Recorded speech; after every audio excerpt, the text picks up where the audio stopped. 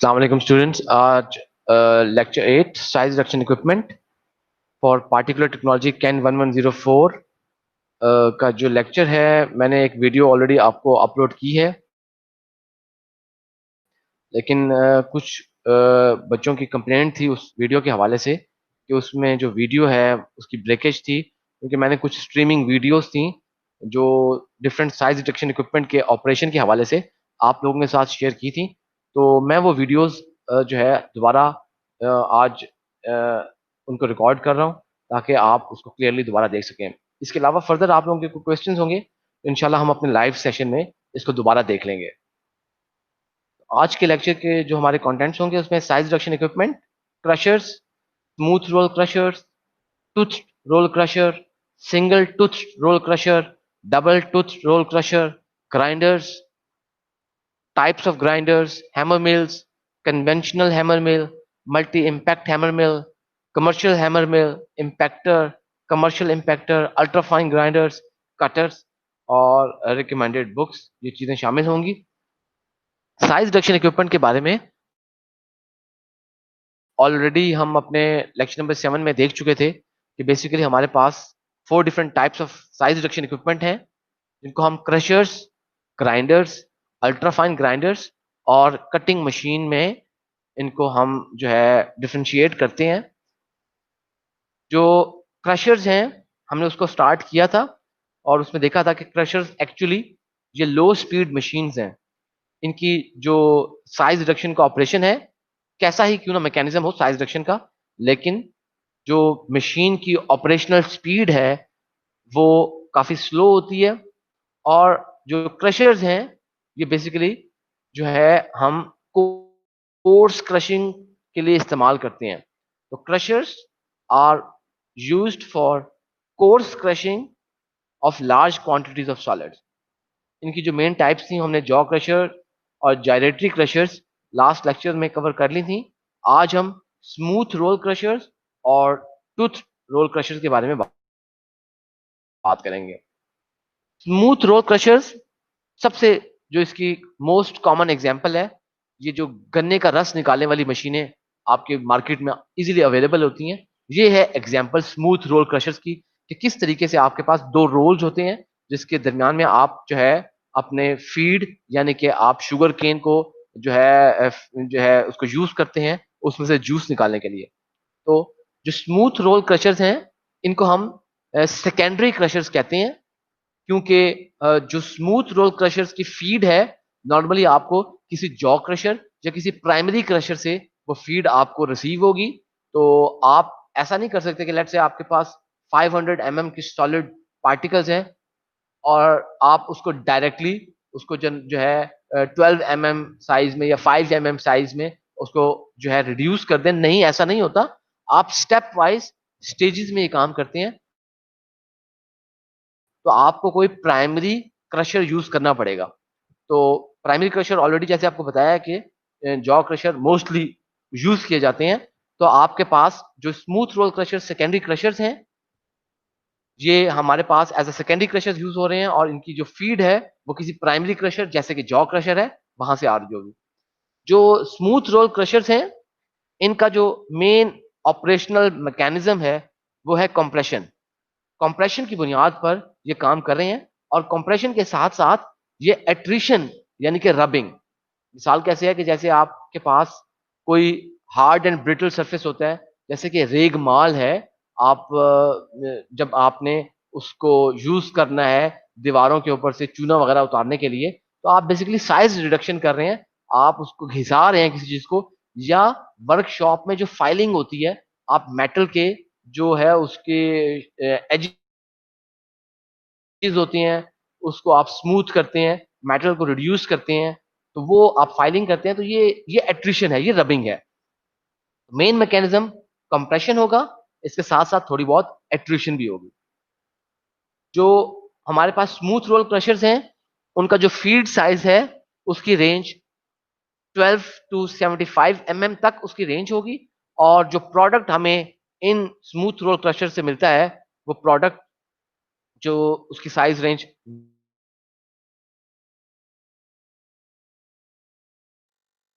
1 to 12 mm तक होगी। ये देखिए वो स्मूथ रोल क्रशर्स हैं, यहाँ पर आप उनको देख सकते हैं, ये ब्लैक में आपको जो गोल से आपको ये व्हील नजर आ रहे हैं, ये स्मूथ रोल क्रशर्स हैं हमारे पास। अच्छा, अब ये स्मूथ रोल क्रशर्स हैं, आप टॉप से फीड अपने इंजेक्ट करते हैं और आपके पास ये जो स्मूथ रोल क्रशर्स हैं, इसके दरमियान में जो ये दरमियान वाला एरिया है, ये इस जगह पर कहते हैं कि ये निपिंग हो रही है। बेसिकली हमारे पास जो क्रशर्स हैं, उन क्रशर्स के दरमियान में निपिंग का मतलब ये है कि आपके पास कुछ चीज फंस के उसका कोई टुकड़ा हो जाता है, तो वो ये निपिंग है। इसलिए इस प्रोडक्ट के साइज को कंट्रोल करने के लिए यहाँ पर एंगल ऑफ निप की जो कैलकुलेशन है वो बड़ी इंपॉर्टेंट है कि वो प्रॉपर होना चाहिए, ताकि आपकी जो मैक्सिमम फीड है वो एफिशिएंटली आपके प्रोडक्ट में रिड्यूस हो सके। एंगल ऑफ निप की जो कैलकुलेशन है हमारे कोर्स आउटलाइन में शामिल नहीं है, लिहाजा उस पर हम मजीद बात नहीं करते, लेकिन ये आप लोगों के लिए जानना लाजमी है कि इस चीज को कंट्रोल करने के लिए आपके दोनों व्हील्स के साथ ये दोनों जो रोल्स हैं, दोनों रोल्स क्रशिंग रोल्स, ये वाला रोल और ये वाला रोल, इसमें एक रिलीफ स्प्रिंग लगे हुए हैं। ये जो रिलीफ स्प्रिंग्स देख रहे हैं, इनकी मदद से ये जो आपका एंगल ऑफ निप है इसको कैलकुलेट किया जाता है, ताकि जो निपिंग है वो प्रॉपर हो सके और आपकी जो फीड है उसको प्रॉपरली जो है रिड्यूस कर दिया जाए। ये फ्लाई व्हील लगा हुआ है, जैसे कि आप उसके साथ पट्टा लगा होता है और जो मोटर के साथ इसको रोटेट करा रहा होता है, और ये आपके हर किस्म के मैकेनिज्म में ये नॉर्मली आपने सब इक्विपमेंट में देखा है कि ये मौजूद है। This is smooth roll crusher. Smooth roll crusher की मैंने एक छोटी सी वीडियो जो है आपके एलएमएस पे उसका लिंक और ocw.kfueit.edu.pk पर मैंने आपको वो लिंक शेयर किया हुआ है। Kindly use this link to watch this small video. सिर्फ ये 6-7 सेकंड की वीडियो है, तो आप देख सकें ताकि इंडस्ट्रियली ये स्मूथ रोल क्रशर्स को किस तरह से यूज किया जाता है। ये देखिए हमारे पास ये दो स्मूथ रोल क्रशर्स हैं, टॉप से फीड एंटर हो रही है, बॉटम से ये रिड्यूस हो रही है। इसको जरा एक बार दोबारा प्ले करते हैं। ये आपके पास यहाँ पर इन दरमियान में यहाँ पे आपका रिलीफ्स हैं, वॉल्व हैं, जिसकी मदद से इसका एंगल ऑफ निप कंट्रोल किया जा रहा है और आपको कॉन्टिन्यूसली अपनी रिड्यूस्ड जो प्रोडक्ट है वो हासिल होता रहेगा।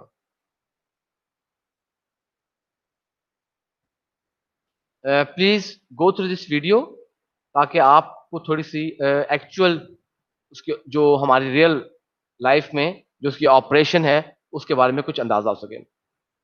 स्मूथ रोल क्रशर्स के बाद जो इसकी एक फर्दर टाइप है हमारी, वो टूथ रोल क्रशर्स हैं। Tooth roll crushers smooth roll crushers से इस तरह मुख्तलिफ हैं कि इनके अंदर कोई टीथ्स होंगे, कोई दंदने होंगे, जो कि आपकी फीड को जो है रिड्यूस करने में अहम किरदार अदा कर रहे हैं। इसका स्मूथ कोई सरफेस नहीं है, बल्कि ये टीथ्स हैं और ये जो रोल्स हैं ये टीथड रोल्स हैं, और इसके अंदर आपके पास जो मेन ऑपरेशनल मैकेनिज्म है वो कंप्रेशन, इम्पैक्ट, शेयरिंग और कभी कभी थोड़ी बहुत रबिंग भी होती है। कंप्रेशन के बारे में तो ऑलरेडी आप जैसे देख चुके हैं कि स्मूथ रोल क्रशर्स में भी कंप्रेशन हो रही है। जो इम्पैक्ट होता है, इम्पैक्ट आप एक हैमर की मिसाल लें, जब आप हथौड़ी जोर से किसी चीज पर मारते हैं तो बेसिकली यू आर इम्पैक्टिंग, कोई इम्पैक्ट क्रिएट कर रहे हैं। तो इम्पैक्ट जो है हमारे पास जो भी हम इसमें स्मूथ टूथ रोल क्रशर्स के अंदर आपके पास कंप्रेशन, इम्पैक्ट, थोड़ी बहुत एट्रिशन यानी कि रबिंग भी हो रही है, उसके साथ शेयरिंग भी हो रही है। शेयरिंग को देखना आपने थोड़ा सा इसको आपको समझना पड़ेगा। शेयरिंग में मैंने आपको शुरू के लेक्चर्स में आपको शेयर फोर्स, शेयर स्ट्रेस वगैरह के बारे में बताया था किस तरीके से वो आती है। तो शेयरिंग में क्या होगा कि लेट्स से कि आप अगर आप देखते हैं कि आपके पास बटर पड़ा हुआ है, आप क्या करते हैं कि जी बटर के ऊपर से एक चाहे छुरी लेकर उसमें से मक्खन जो है उतार लेते हैं, बाकी मक्खन वहीं का वहीं पड़ा है, लेकिन आप टॉप से उसकी लेयर को एक अलग कर लेते हैं। This is sharing. और क्या एग्जांपल हो सकती है, लेट्स से कि आपकी एक टेबल है, टेबल के ऊपर बुक पड़ी हुई है, तो आप उस बुक को अगर उस टेबल के ऊपर से जो है मूव कराते हैं इस तरीके से कि आप टेबल आपकी वहीं पड़ी हुई है लेकिन आप बुक को धक्का लगा रहे हैं, तो ये शेयरिंग है। ताश की गड्डी पड़ी हुई है आपके पास, आपने उस ताश को जो है पत्ते एक डेक ऑफ जो है आपके पास कार्ड्स है, आप उसको अगर इस तरीके से जो है पुश करते हैं कि सारे के सारे पत्तों की एक लंबी सी लकीर, एक लाइन बन जाए, और या अगर आप खाली एक ऊपर वाले पत्ते की बात करें, वो सिर्फ आपके पास से आगे मूव कर जाए, बाकी डेक वहीं पे मौजूद रहे। ये these are the examples of shearing. तो टूथ रोल क्रशर्स के अंदर जो एक इंपॉर्टेंट उसकी कंस्ट्रक्शन के अंदर एक डिफरेंस है, वो ये कि उसके अंदर आपके पास एक या दो रोल्स हो सकते हैं। स्मूथ रोल क्रशर्स में हमेशा आपके पास दो रोल्स होंगे, दो से ज्यादा भी हो सकते हैं, ऐसे हमारे पास रोल्स भी हैं जिसमें चार होंगे, लेकिन वो इवन नंबर के साथ ही होते हैं। लेकिन टूथ रोल क्रशर्स में आपके पास जो है नॉर्मली क्या है कि आपके पास टू वाले तो ज्यादा एग्जांपल्स मौजूद हैं, लेकिन आपके पास ऐसे टूथ रोल क्रशर्स भी हैं जिसके अंदर सिर्फ एक जो है टूथ रोल है। जो सिंगल टूथ रोल क्रशर्स हैं उनमें आपके पास जो साइज रिडक्शन हो रही है बेसिकली वो अगेंस्ट एक स्टेशनरी कर्व्ड प्लेट के अगेंस्ट हो रही है। एक आपके पास फिक्स्ड मेटेलिक प्लेट लगी हुई है, बड़ी स्टेशनरी प्लेट लगी हुई है, जिसको हम ब्रेकर प्लेट कह रहे हैं। हो क्या रहा है कि जब टॉप से आप फीड अपनी इंजेक्ट कर रहे हैं टूथ रोल क्रशर्स में, तो आपके ये जो टूथ सिंगल रोल है ये तो रोटेट कर रहा है, तो फीड ट्रैप होती है इस कर्व प्लेट के अगेंस्ट, और ये फिर कंप्रेशन, इंपैक्ट, शेयरिंग और एट्रिशन के साथ साथ इन पार्टिकल्स को रिड्यूस कर देता है। जो रोल फेसिस हैं, यानी कि जो रोल की ऊपर वाली सतह है, जैसे कि मैंने आपको बताया कि उसके टीथ तो होंगे, टीथ के साथ साथ लाजमी नहीं कि टीथ हो, बल्कि कोई स्मूथ बार्स भी हो सकती हैं, कोई आपके पास मेटालिक ब्रेकर बार्स लगी हो सकती हैं। उसके अलावा उसकी कोई कॉरुगेशन हो सकती हैं। कॉरुगेशन का जैसे आप देखें, टीन की छत अगर आप किसी झोंपड़ी वगैरह पे डालते हैं तो आपने देखा होगा कि उसके अंदर कॉरुगेशन जो एक आपके पास वेव फॉर्म में वो होते हैं, फ्लैट नहीं होती। वो बनाने का मकसद ये, जैसे आप देखें इसको शटर देख लें, जो ये दुकानों के शटर होते हैं, आप देखें ये कॉरुगेशन है, वो फ्लैट नहीं होता, बल्कि उसके अंदर ये जो कॉरुगेशन है जिसकी मदद से उसको एक तो उसको स्ट्रेंथ मिलती है, और दूसरा ये कि उसको जो है मूव, उसको जो है उसको प्रॉपरली पैक करने में उसके अंदर भी आपको आसानी होती है। जो टूथ रोल क्रशर्स हैं उनका जो बड़ा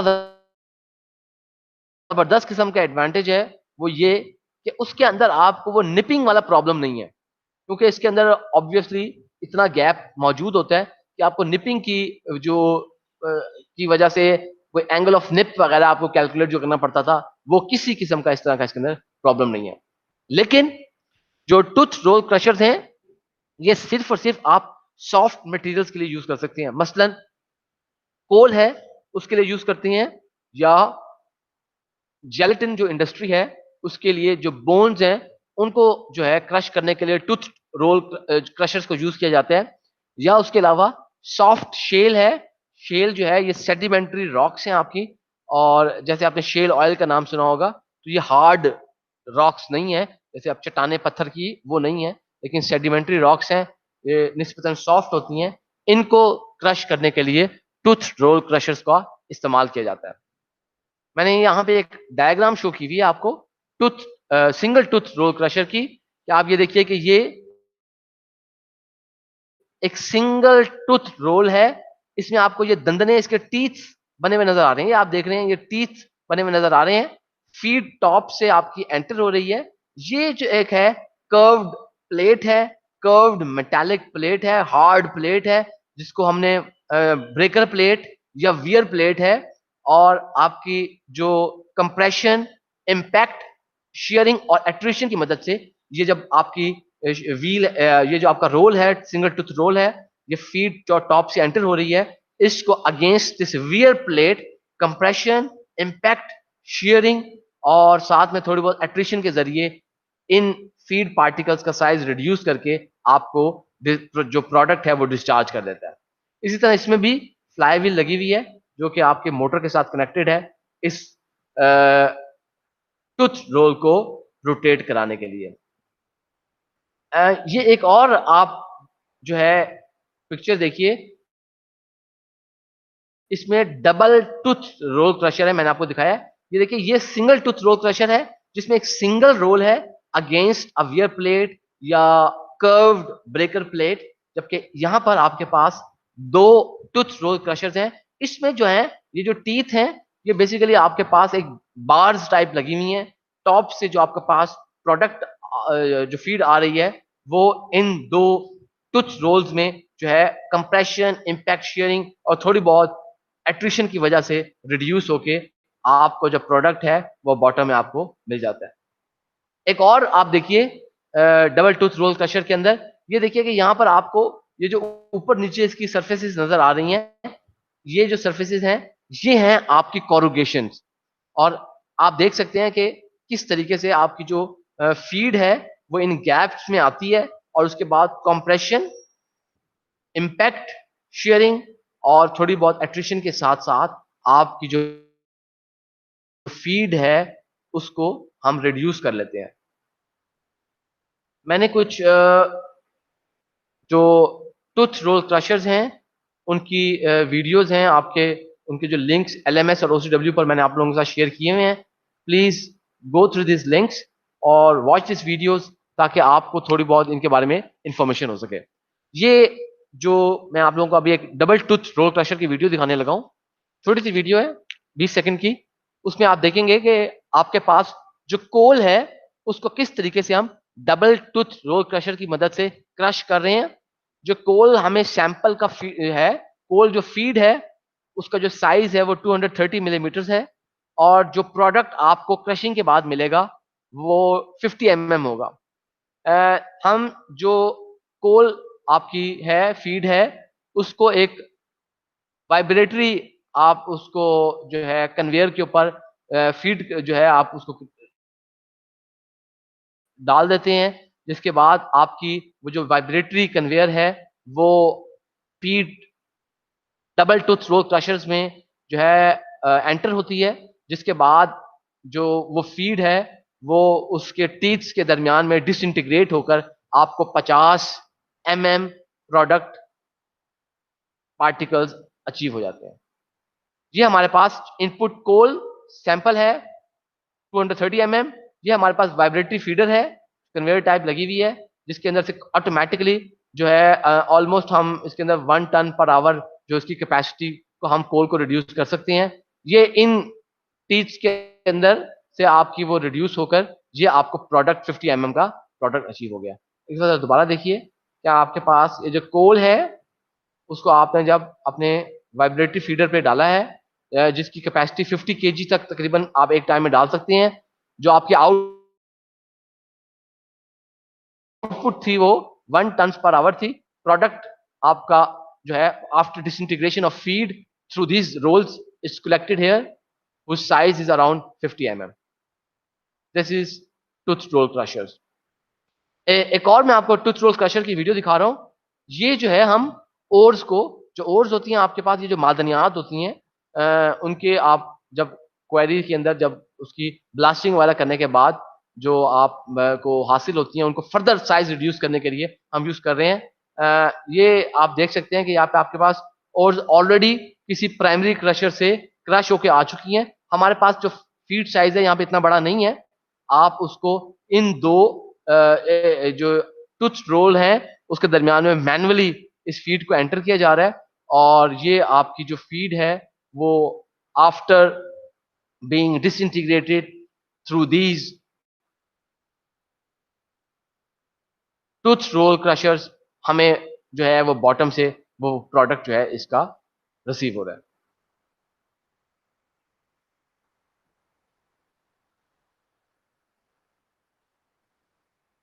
ये दोनों वीडियोस के लिंक मैंने आपके LMS पर और OCW पर शेयर किए हुए हैं। Please go through these links and watch this small videos, develop understanding of how these equipment work in actual. अच्छा जी, जो हमारा नेक्स्ट साइज रिडक्शन इक्विपमेंट है वो है ग्राइंडर्स हैं। जो ग्राइंडर्स हैं बेसिकली जैसे लफ्ज ग्राइंड बता रहा है कि आप ग्राइंड कर रहे हैं किसी चीज को, जैसे कहते हैं घर में आप कहते हैं कि यार मिर्चियां इसको ग्राइंड कर लें, उसको पीस लें। पाउडर जो चीज आप हासिल कर रहे होते हैं बेसिकली जब आप अपनी फीड को पाउडर में कन्वर्ट कर रहे होते हैं तो आप उसके लिए ग्राइंडर्स यूज कर रहे होते हैं। नॉर्मली हमारे पास दो तरह के ग्राइंडर्स होंगे, इंटरमीडिएट ग्राइंडर या फाइन ग्राइंडर। इनके अंदर क्या डिफरेंशिएशन है हमारे पास कि आपका जो मेजर डिफरेंस है इन दोनों के दरमियान में वो ये कि जो आपका इंटरमीडिएट ग्राइंडर होगा उसका जो प्रोडक्ट आप लोगों के पास आएगा, यानी कि जो पाउडर आप प्रोडक्ट पाउडर आपके पास आएगा, वो अगर आप किसी स्क्रीन मैश में से गुजारते हैं या किसी ग्रेट में से गुजारते हैं तो वो 0.37 मिलीमीटर ओपनिंग या अपर्चर में से वो पास कर जाएगा, उस वो आपका इंटरमीडिएट ग्राइंडर है। यानी कि जो ग्राइंडर जिसकी प्रोडक्ट 0.37 मिलीमीटर सीव ओपनिंग या अपर्चर में से पास हो जाए उस ग्राइंडर को हम इमेज इंटरमीडिएट ग्राइंडर कहेंगे। इसी तरह जो फाइन ग्राइंडर है उसका जो प्रोडक्ट है वो 74 माइक्रोमीटर, नॉर्मली अगर ये टाइलर में देखें तो टाइलर के अंदर ये 200 मैश बनता है, तो इसलिए mesh number is not important here. Important thing is आपको ये एक्चुअल रेंज पता होनी चाहिए, क्योंकि पॉसिबल है हो सकता है 200 यहाँ पर ये है 74 माइक्रोमीटर जो मैश साइज है वो 200 शो किया हुआ है, लेकिन किसी और स्टैंडर्ड में कोई और मैश नंबर हो, but the main condition is the product of a fine grinder passes through a mesh screen opening of 74 micrometer.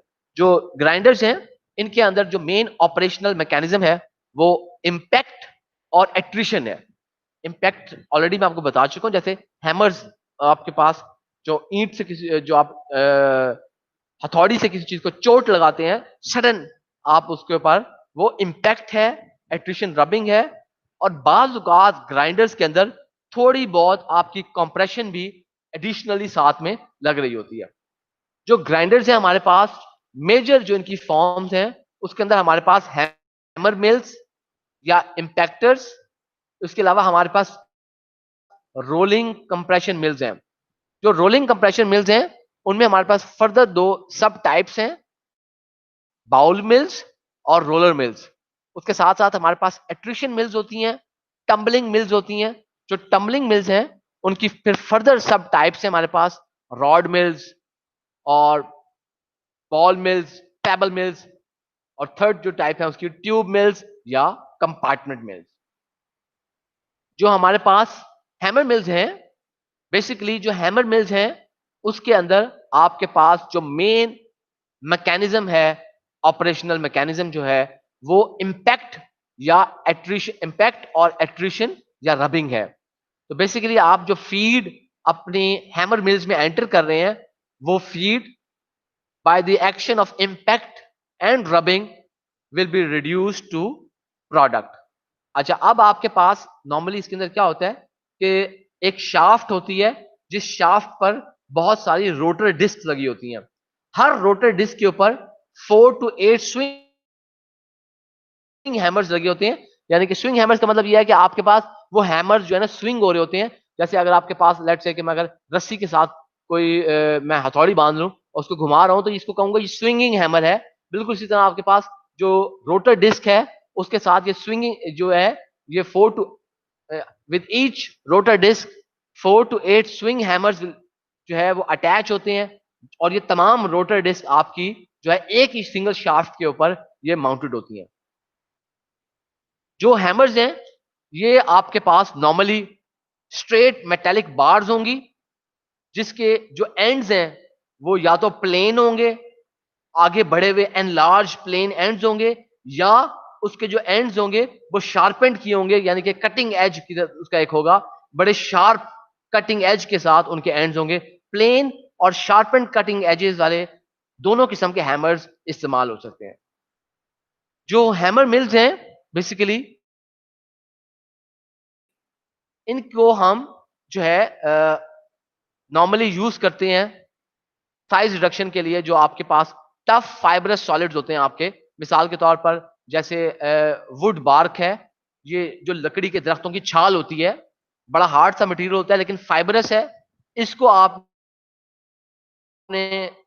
Reduce करना है। लेदर है, स्टील टर्निंग्स जो जैसे लकड़ी का बुरादा होता है, इसी तरह आपके पास जो लेथ मशीन वाले जहां पे काम हो रहे होते हैं तो वहां से आपके इस ऑपरेशन के बाद जो मेटल की जो आपके पास बुरादा आता है जिसको हम स्टील टर्निंग्स कहते हैं, ये कभी कभार आप देखें घरों के अंदर जो बर्तन होते हैं उनको मांझने के लिए भी, तो आप उसको वो स्टील टर्निंग्स को अक्सर यूज किया जाता है, उसको उसको वहां पे इस्तेमाल कर देते हैं। इसके अलावा आपके पास सॉफ्ट कोई वेट किस्म की पेस्ट्रीज हैं, यानी कि आपके पास कोई दो इंडस्ट्रियल मटेरियल्स हैं जिनको हमने एक पेस्ट की फॉर्म में आपके पास है, उसको फर्दर आप रिड्यूस करना चाहते हैं उसका साइज, तो आप इसको यूज करेंगे हैमर मिल्स में। स्टिकी क्ले हो या अगर कोई हार्ड रॉक हो, उसको भी हम यूज कर सकते हैं हैमर मिल्स में। कुछ फर्दर कंडीशंस हैं जिसको हम मजीद देखते हैं कि वो क्या कंडीशंस हैं। सबसे बड़ी जो इंपॉर्टेंट बात है वो ये कि जो हैमर मिल्स हैं वो सिर्फ सॉफ्ट मटेरियल्स की फाइन ग्राइंडिंग कर सकते हैं।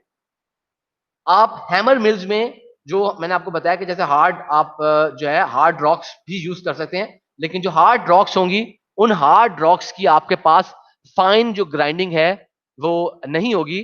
फाइन ग्राइंडिंग सिर्फ सॉफ्ट मटेरियल्स जैसे कि आपने वो वुड बार्क है या आपके पास पेस्टिस थी, वो आप जब देखी थी आपने, या लेदर है, उनकी हम जो है फाइन ग्राइंडिंग कर सकते हैं। अच्छा, अब साथ में नॉर्मली क्या होता है कि आपके पास एक आउटर केसिंग है, उस केसिंग के अंदर आपके पास पूरा इक्विपमेंट जो मौजूद है, उसके अंदर एक शाफ्ट लगी हुई है। शाफ्ट के ऊपर आपके जो डिस्क हैं वो माउंटेड है।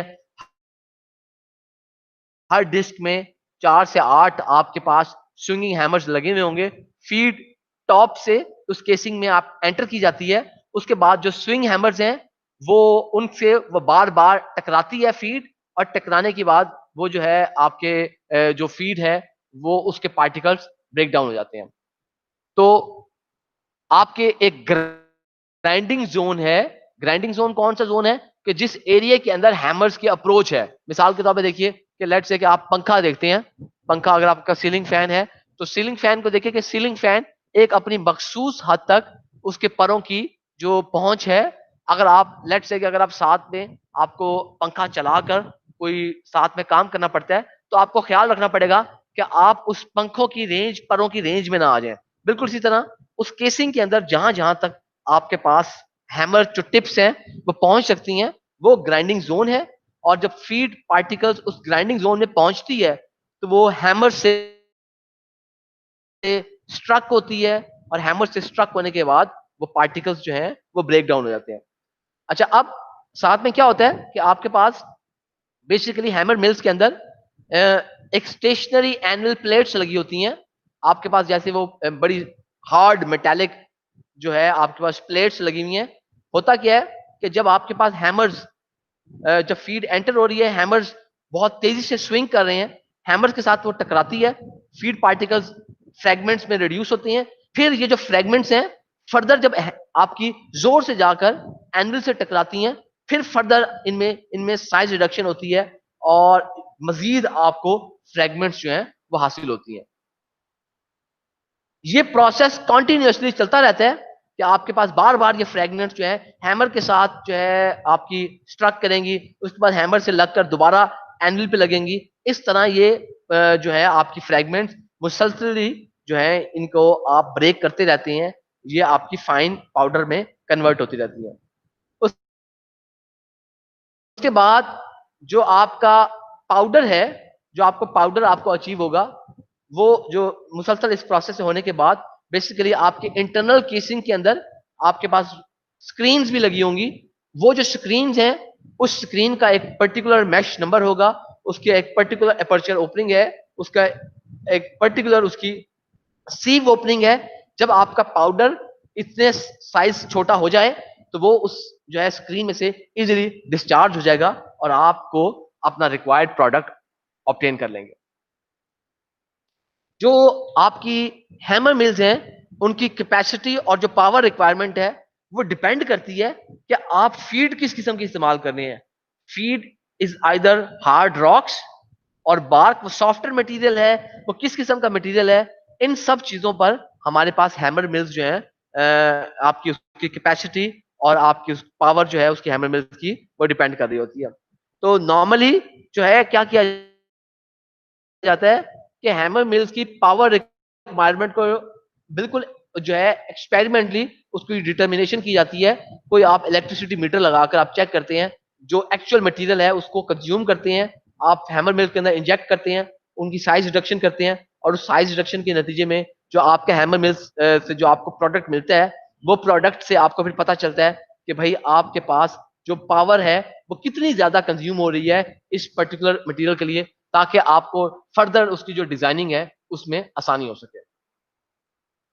जो हैमर मिल्स के अंदर जो सबसे बड़ा एक इंपॉर्टेंट एडवांटेजियस उसका जो फंक्शन है वो ये कि जो आपके पास रोटर लगी होती हैं, जैसे जो रोटर डिस्क लगी हुई हैं, वो रोटर डिस्क क्लॉकवाइज और एंटी क्लॉकवाइज दोनों डायरेक्शंस में रोटेट कर सकती हैं। इसका फायदा क्या है, जब अभी हम ये वीडियोस देखेंगे उसमें मैं फर्दर एक्सप्लेन करूंगा कि उसका क्या फायदा है। कि आप देखिए कि आपके पास जब हैमर होता है, आप कभी कभार आप देखिए कि आपके पास जैसे पेज है, वो आगे से उसका जो फेस होता है जिसकी यूज करके आप पेज को ओपन करते हैं या क्लोज करते हैं, वो जो है वियर की वजह से वो खराब हो जाता है। या बिल्कुल इसी तरह आपके पास जो है हैमर की जो फ्रंट एंड है वो भी खराब हो जाता है। लेकिन इसको दोनों डायरेक्शन में करने का मकसद ये है कि आप जो है लेट से 1 आवर आपने मशीन ऑपरेट की है in clockwise direction and the next hour you are operating the machine in anti clockwise direction, तो वो आपकी जो रोटर डिस्क हैं वो क्लॉकवाइज रोटेट कर रही होंगी या एंटी क्लॉकवाइज रोटेट कर रही होंगी,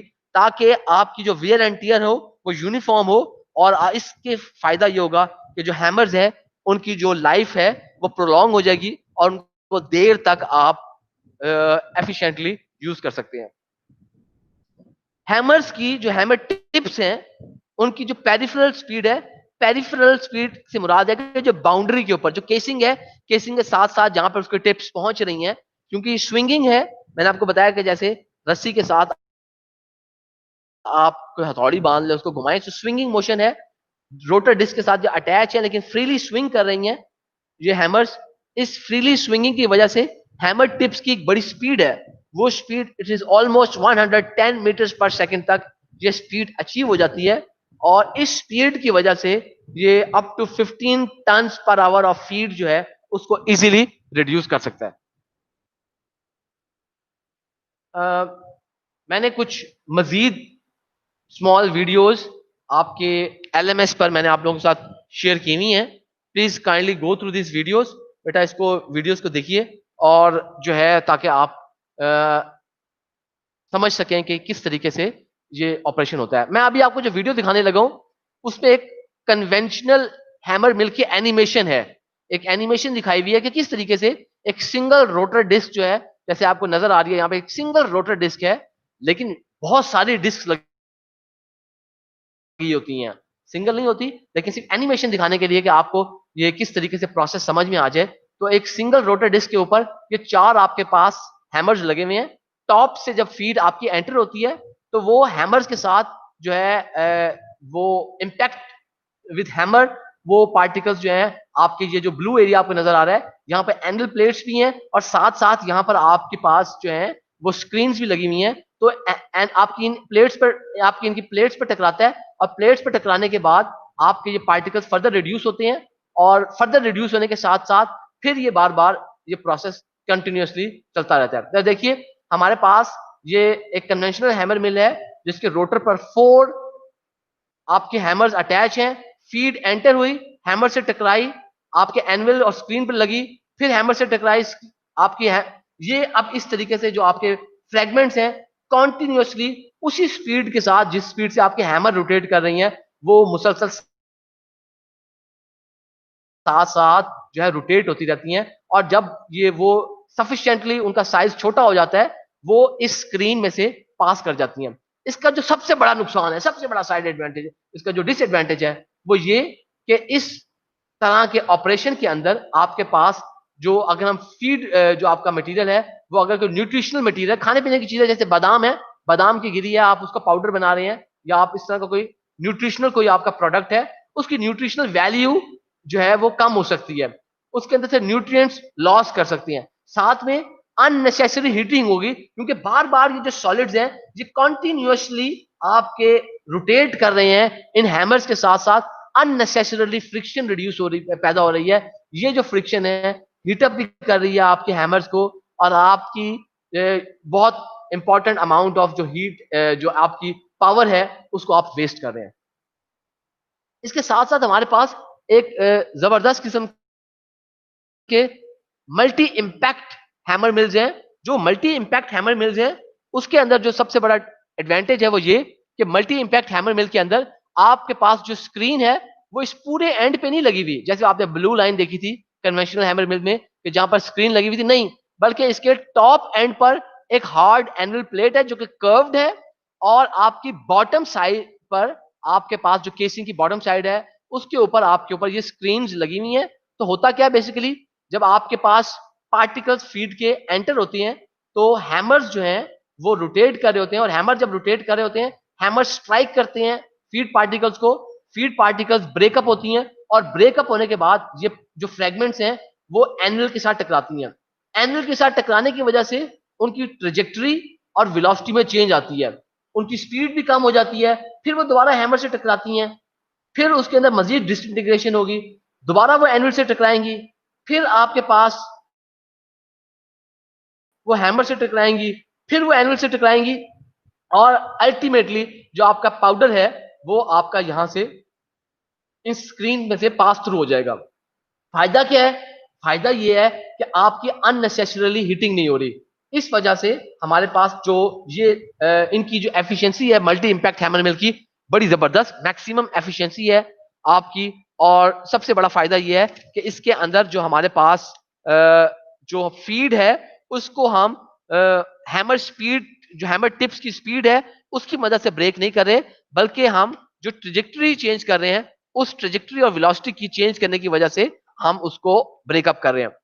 इस तरह की जो मल्टी इंपैक्ट हैमर मिल्स हैं उनकी जो ग्राइंडिंग एफिशिएंसी है वो बहुत ज्यादा होती है, even at higher feed capacities. और सबसे बड़ा जो उसका एडवांटेज है वो मैं ऑलरेडी बता चुका हूं कि न्यूट्रिशनल वैल्यू वगैरह वो लॉस नहीं करती, साथ में आपके पास कोई अननेसेसरली कोई हीट जनरेट नहीं होती, कोई अननेसेसरी वियर एंड टीयर नहीं होती। तो ये सारे के सारे हमारे एडवांटेजेस हैं। जरा चेक करते हैं कि देखिए आपके पास फीड आ रही है, ये अभी आपको स्लो मोशन में भी दिखाऊंगा। ये जो स्क्रीन है सिर्फ ये ब्लू एरिया आपकी स्क्रीन है, ये जो आपको लाइट ग्रीन सा कलर नजर आ रहा है ये एनविल है, ये एनविल है जिसके साथ आपकी फीड है वो बार बार टकराएगी। ये जो आप फीड आ रही है आपके हैमर्स, आपकी ये फीड हैमर से टकराई, दोबारा एनविल से टकराई, फिर हैमर से टकराई, फिर एनुअल से टकराई, फिर हैमर से टकराई, फिर एनुअल से टकराई, और अब वो इतनी दफा टकराने के बाद वो पाउडर की फॉर्म में आपके पास वो बॉटम से डिस्चार्ज हो जाती है। इसका मतलब है कि जो आपकी मैक्स ग्राइंडिंग है वो इसी टॉप वाले एरिया के अंदर, इस एरिया में आपकी ग्राइंडिंग हो जाती है, और बॉटम में सिर्फ आपका जो प्रोडक्ट है वो डिस्चार्ज हो रहा होता है। अननेसेसरली हीटिंग, अननेसेसरली फ्रिक्शन, और उसके बाद आप उसकी जो रिपीटेड उसकी मूवमेंट है उससे आपकी जान छूट जाती है। ये एक वीडियो है, हमारे पास हैमर मिल्स बनाने वाली एक बहुत बड़ी कंपनी है, जर्मन कंपनी है।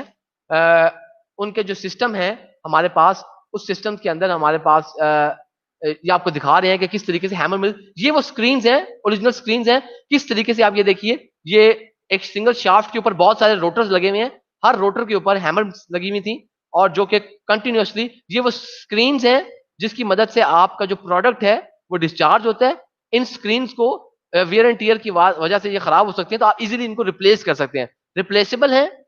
और आपके पास ये इस तरह की ये आउटर केसिंग है जिसको आप ओपन करके आप उसको क्लीन कर सकते हैं। ये आप देख लीजिए कि आपके पास ये हमारे पास जो रोटर्स लगे हुए थे ये क्लॉकवाइज पहले मूव कर रहे थे, फिर बाद में आप इनको एंटी क्लॉकवाइज मूव कराया है। ये मैं आपको जो बता रहा था देखिएगा जरा, ये डिस्क हैं, ये देखिए 1 2 3 4 5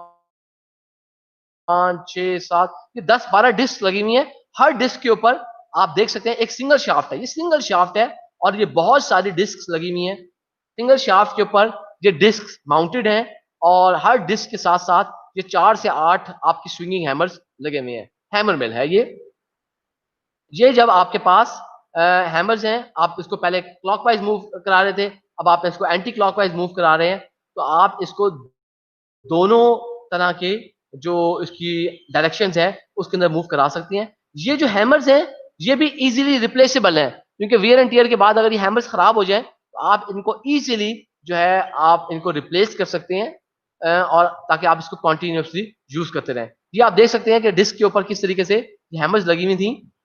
साथ साथ हमारे पास जो आपका प्रोडक्ट है उसके अंदर, क्योंकि जैसे आपको बताया कि ये खाने पीने की जो चीजें हैं उनके लिए बहुत ज्यादा इस्तेमाल किया जाता है, तो इसके अंदर एक मैग्नेटिक आपके पास फंक्शन भी है कि आप अगर लेट्स से कि कोई आपकी हैमर्स क्योंकि मेटालिक हैं, या कोई और आपके पास किसी किस्म की जो आप अपने आपने फूड मटेरियल को जो है आपने मिलावट से बचाना है, उसके अंदर किसी किस्म की जो मेटालिक कंपोनेंट है वो ऐड ना हो जाए, इस चीज को बचाने के लिए इसके अंदर जो मैग्नेटिक सिस्टम है वो आपके जो उसके अंदर मौजूद अगर कोई मेटालिक पार्ट्स हैं, कोई कील है या कोई हैमर्स के टूटे हुए हिस्से थे, वो सब के सब इजिली सेपरेट हो जाएंगे।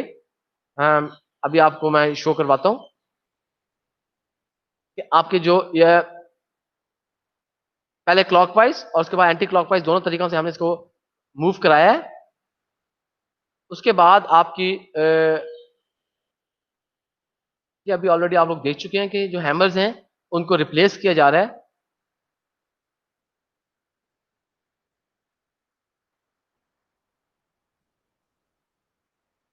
अच्छा, अब हमारे पास जो प्रोडक्ट है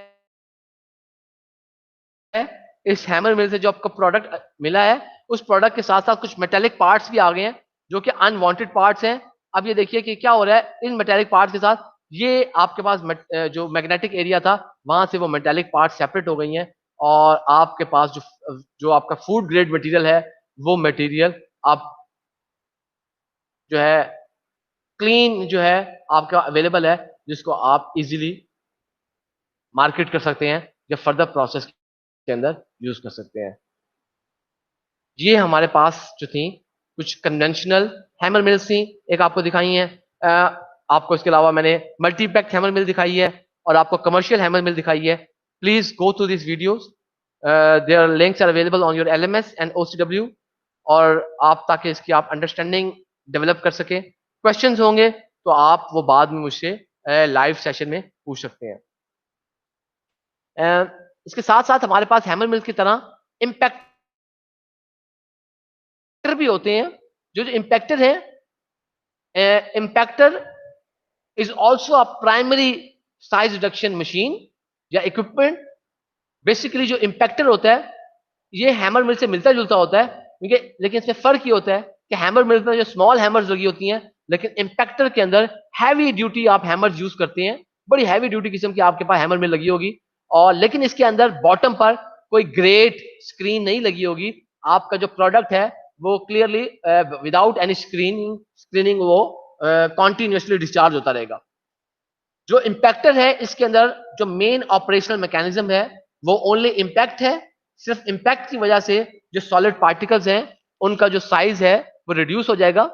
जो इम्पैक्टर्स हैं उनको हम आम तौर पर जो प्राइमरी रिडक्शन है आपने रॉक्स की करनी होती है या ओर्स की करनी होती है, तो इम्पैक्टर्स नॉर्मली आपको मिलेंगे आपकी क्वेरीज पर, कि वहां पर आपकी ब्लास्टिंग के बाद हो सकते है कोई आपने कोई बड़े आपके पास जॉ क्रशर लगे हुए हैं, लेकिन उसके साथ साथ आपकी क्वेरी पर ही इम्पैक्टर्स अवेलेबल होंगे जिसकी मदद से आप इनको अपने फीड को प्रोडक्ट में कन्वर्ट कर रहे हैं। ये यहाँ पर आप ये देख सकते हैं कि ये आपको एक पिविटेड बीटर नजर आ रहे हैं। ये बेसिकली वो हैमर्स हैं जिनको बीटर लिखा हुआ है यहाँ पे, पिविटेड बीटर। इसमें हमारे पास बिल्कुल उसी तरह कर्व्ड एनुअल प्लेट्स हैं। अब हो क्या रहा है कि आपकी फीड टॉप से एंटर हो रही है, ये कॉन्टिन्यूसली आपके पास इसके अंदर भी जो डिस्क लगी हुई है वो क्लॉकवाइज मूव कर रही है, और उसके साथ साथ जो पिविटेड बीटर्स या हैमर्स हैं वो जोर से इंपैक्ट करते हैं आपकी एंटरिंग फीड को। जब एंटरिंग फीड पे इंपैक्ट करते हैं तो एंटरिंग फीड जो है उसका साइज रिड्यूस होता है, और ये एंटरिंग फीड फिर इन एनुअल्स को टकराती है, जिसके बाद फर्दर साइज रिडक्शन होती है और जो प्रोडक्ट है वो आपका बॉटम से डिस्चार्ज हो जाता है। इन एक कमर्शियल इम्पैक्टर है, उसकी मैं आप लोगों के साथ वीडियो में शेयर कर देता हूं। ऑलरेडी इसका लिंक आपके एलएमएस पर अवेलेबल है, तो आप इसमें देख सकते हैं कि हमारे पास बेसिकली एक ये मार्केटिंग वीडियो थी कमर्शियल इम्पैक्टर की। मेट्सो एक बहुत बड़ी कंपनी है जो कि ये इम्पैक्टर्स जो है ये बनाती है।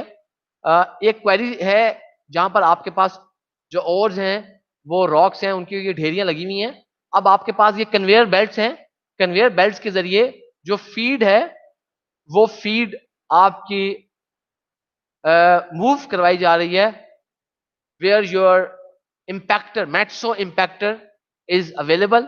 अब आपके पास ये जो Metso impactor है, इसके अंदर ये जो फीड है, ये फीड आपकी टॉप से आपकी फीड आपके एंटर हो रही है और बॉटम से प्रोडक्ट मिल रहा है। ये देख सकते हैं आप, एक मिनट, आपके पास ये जो टॉप पर आपके रेड कलर के, ये तो जो आपकी इम्पैक्टर है, और इम्पैक्टर के साथ जो पिवटेड आपको मैंने बीटर्स या हैमर्स हैं लगी हुई हैं, ये एनुअल प्लेट्स लगी हुई हैं। एनुअल प्लेट्स लगी हुई हैं कि बेसिकली आपके जो फीड टॉप से आ रही है वो इन बीटर्स या हैमर्स की मदद से एनुअल से टकराती है, फिर इस एनुअल से टकराती है, हैमर से टकराती है, एनुअल से टकराती है, और प्रोडक्ट आपका ऑटोमेटिकली जो डिस्चार्ज होकर आपकी कन्वेयर पर ही गिर रहा है और वो आगे से वहां से ट्रांसपोर्ट हो रहा है।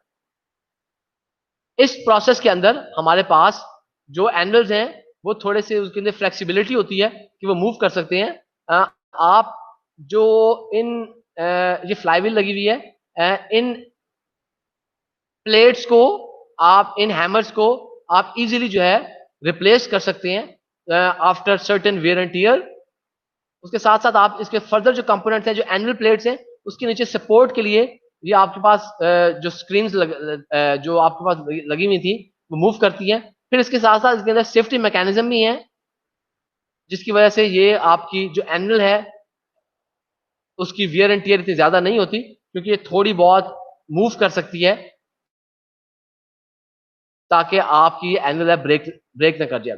फिर हमारे पास यहाँ पे सेफ्टी मैकेनिज्म भी है कि जहां से आप इसको जो है, आपकी सेफ्टी मैकेनिज्म की वजह से अगर कोई बहुत ज्यादा हार्ड पार्टिकल्स आ जाते हैं तो हार्ड पार्टिकल्स हैं उनको के ये फ्लेक्सिबली थोड़ा बहुत मूव कर जाए ये एंड्स इसके, ताकि आपके जो पार्टिकल्स हैं वो की हार्डनेस की वजह से आपकी मशीन जो है कहीं चोक न कर जाए।